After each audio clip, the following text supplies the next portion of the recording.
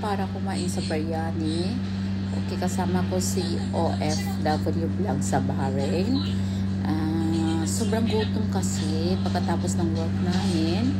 Pumunta kami doon sa baba para lang kumain. Yun na. Pagkatapos nun, nag-order pa kami ng iba. Kaya habang nag-picture kami, naghintay kami ng iba namin. Ngayon, binigyan pa kami ng salad.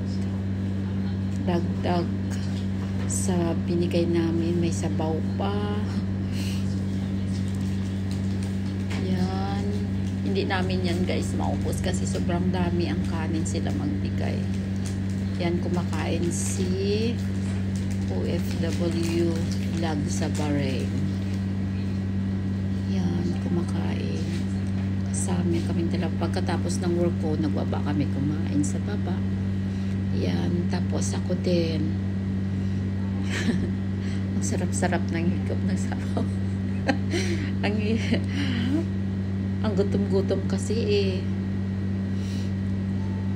Ang dami kasi kaming gawa nun. Tapos wala pa akong kain. Kaya nagbaba lang kami para kumain. Ang daming kanin na binigay. Yan.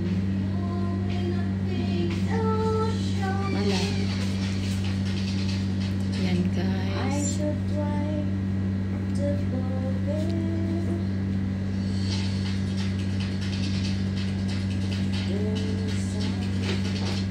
Yan guys, tapos na pauwi na kami.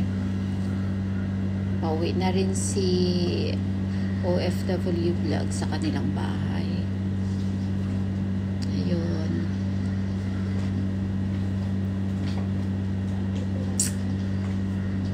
Yung nag-iisip pa siya kung saan siya dadaan o pabalik-balik. Nandyan kami kumain. Ayun na. Pauwi na siya. And then ako, pupunta ako sa Hura kasi pupunta ako ng market kasi bibili ako ng pagkain ng mga alaga ko. Kasi kailangan kong magluto para sa kanila. Kasi ako busog, sila wala pa. Kaya kailangan ko bumili muna.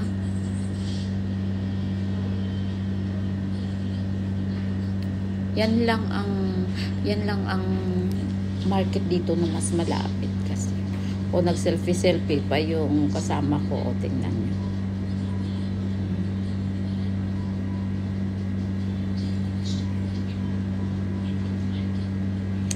Guys, please subscribe my channel. Thank you for watching my videos. Pasensya na guys ha, medyo hindi pa marunong. Nagpa-practice pa guys. Pasensya na kayo. Thank you ulit. Ayan guys, yun yung papuntahan kong market. Yan yung malapit dito sa amin.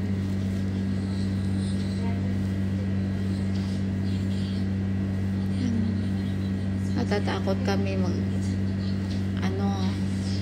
lakbay sa kabila kasi maraming sasakyan.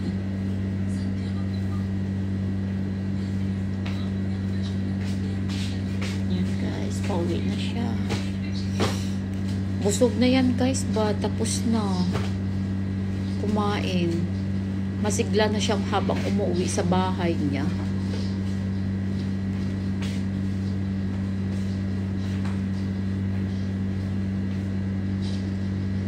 Papasok na ako sa market.